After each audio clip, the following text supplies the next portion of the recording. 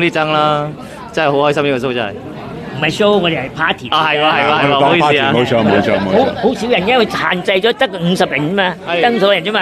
咁其實係咪都大部分都係朋友過嚟玩咁解啫嘛？係咯，好玩。我都係第一次玩呢個咁嘅 show，所以好開心。2個鐘大家都唔使走咗 encore 喎，大家都要。你講得啱，就係2個鐘頭好似少咗啲。係。如果係2個半至3個 max 咁幾好啊！幾得意，同埋又唔可以夜啦，10點前就要完啦，係有啲未夠喉啊，未夠喉。